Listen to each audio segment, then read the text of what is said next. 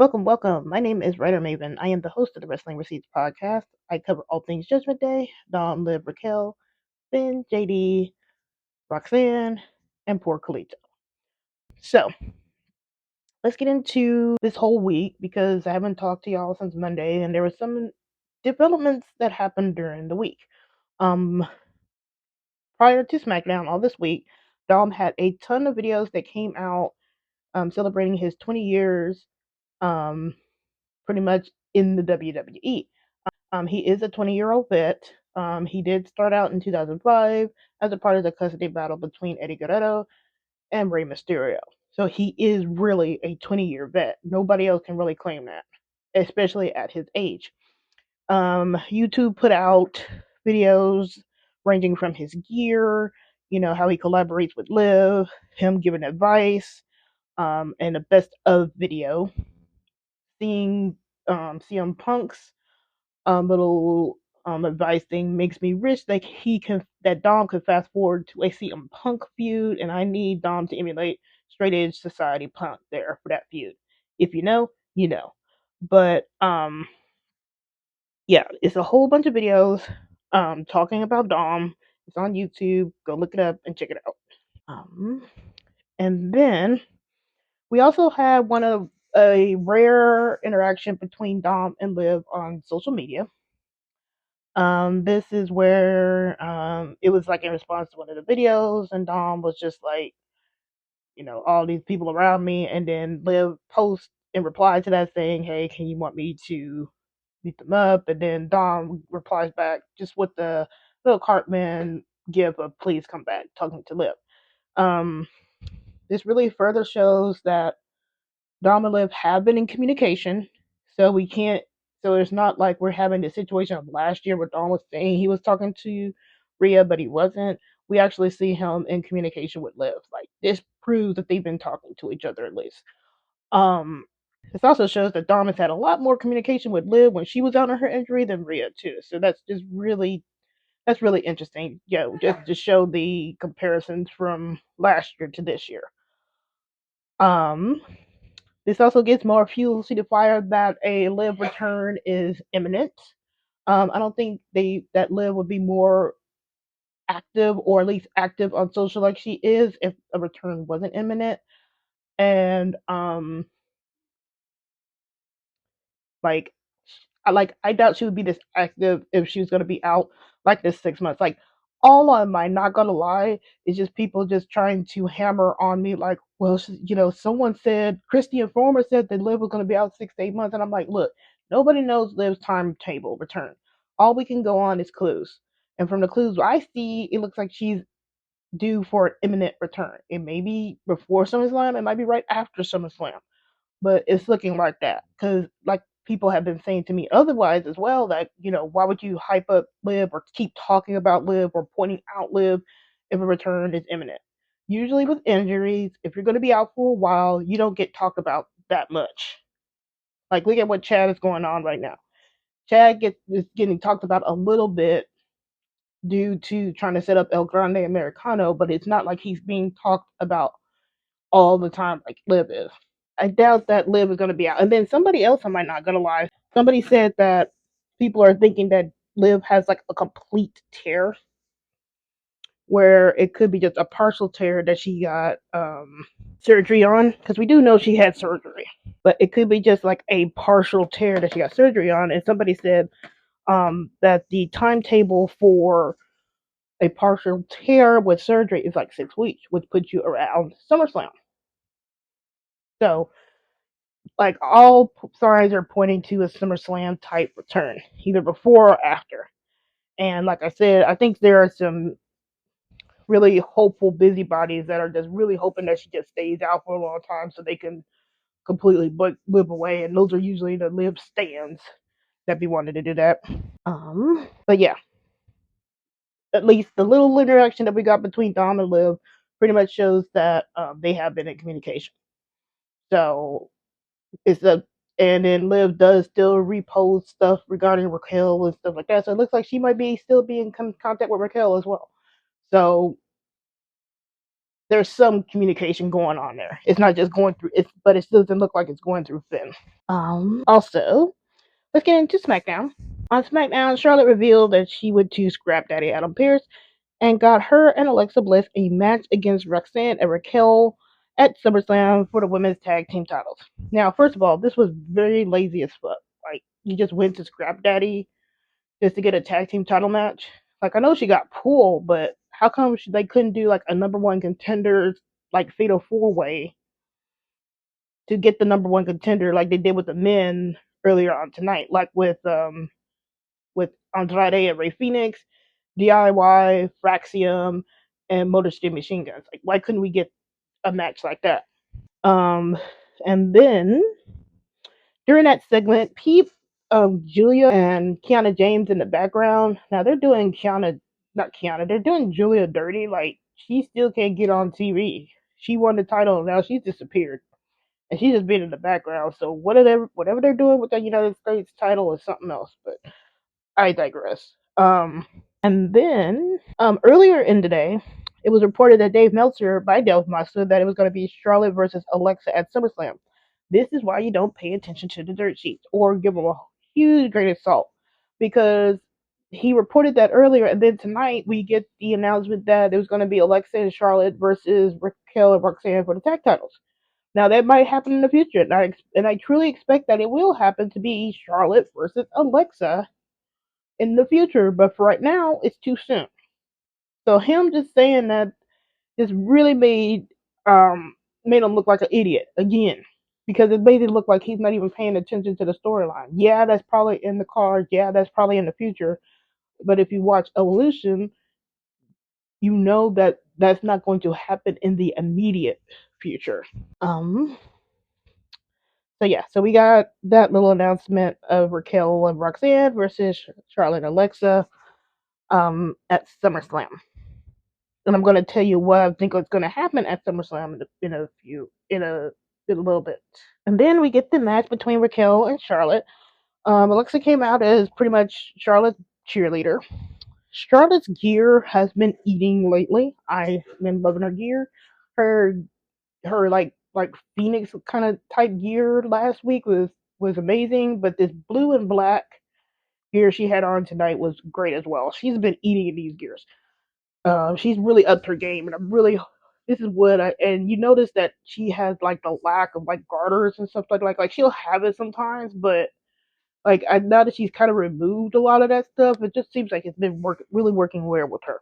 Um, and then we get into Roxanne and Raquel coming out. Roxanne was looking great in her outfit as well. Like, they've been eating in these outfits.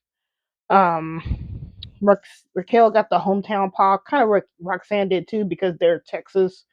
You know, they were down there in San Antonio tonight, so they got that little hometown pop.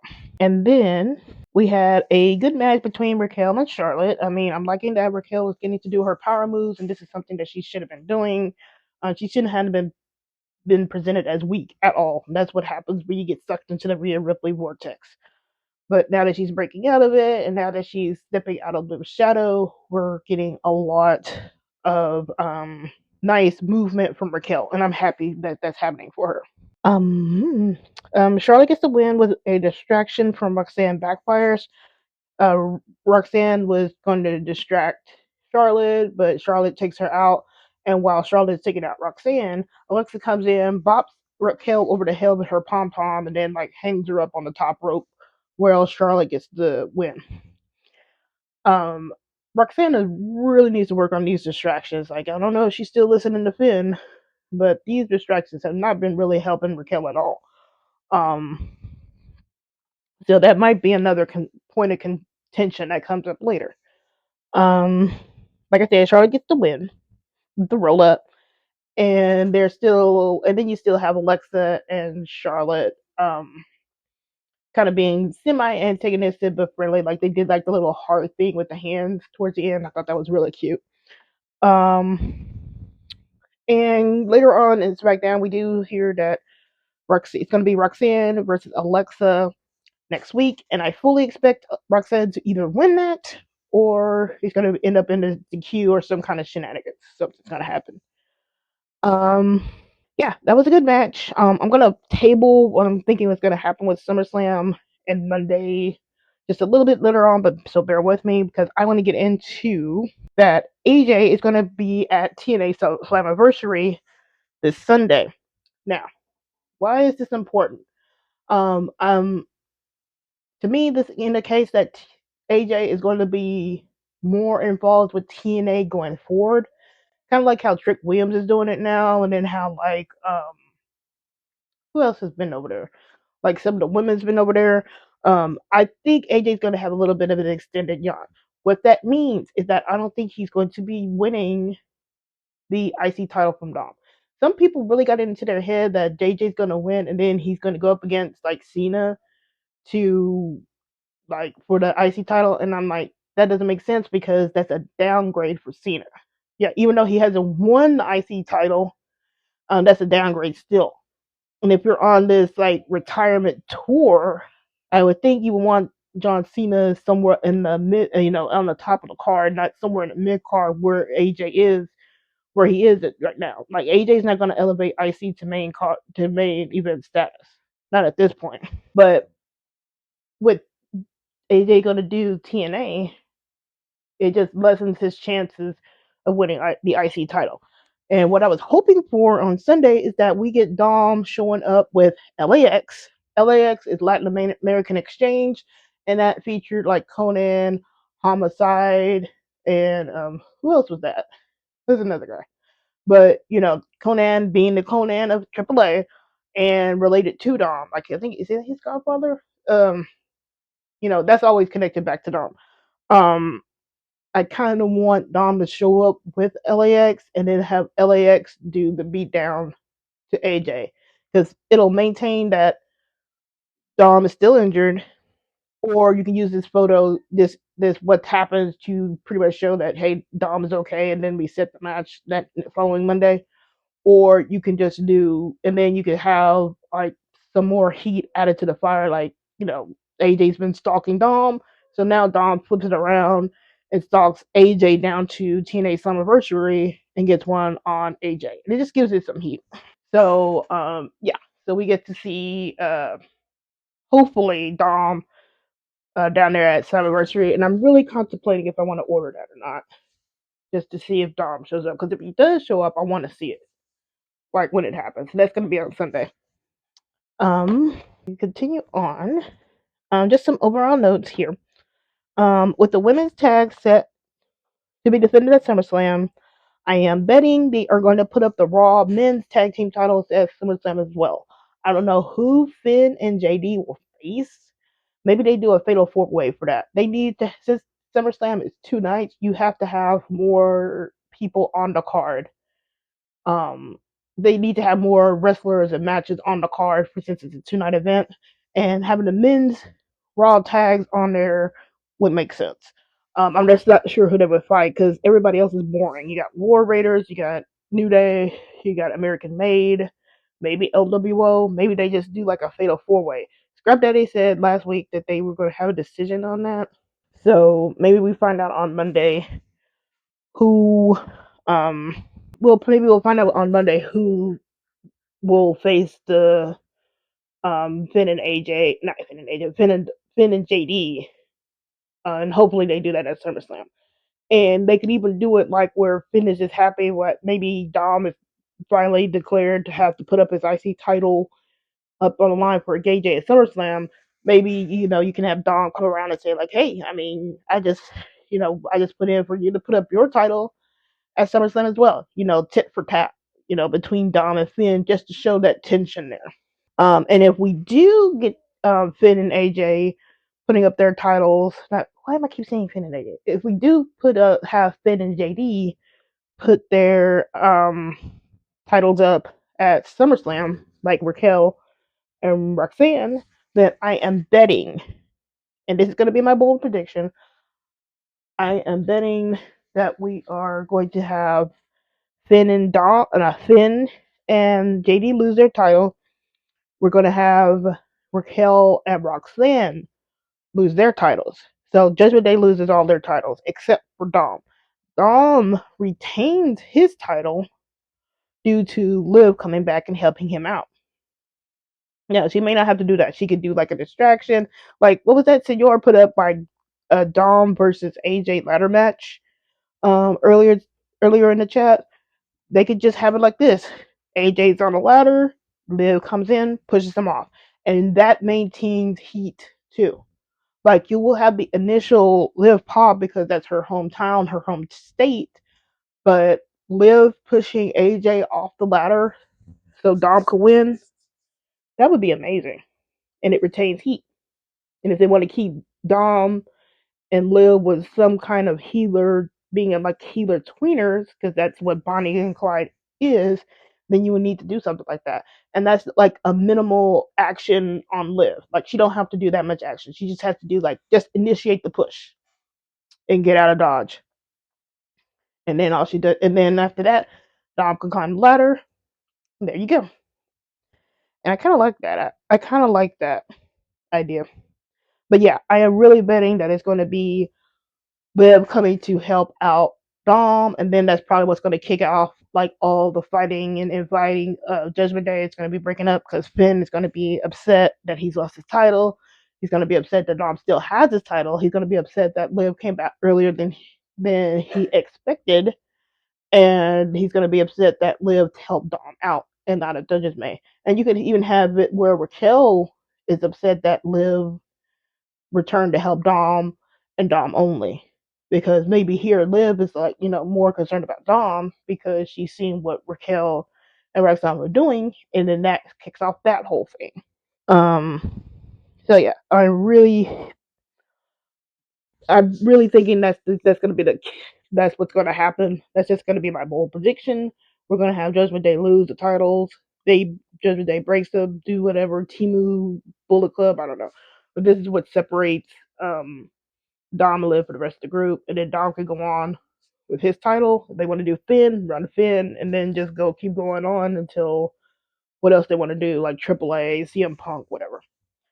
And that's it for SmackDown. Raw, we will need to see what's going on with Raw.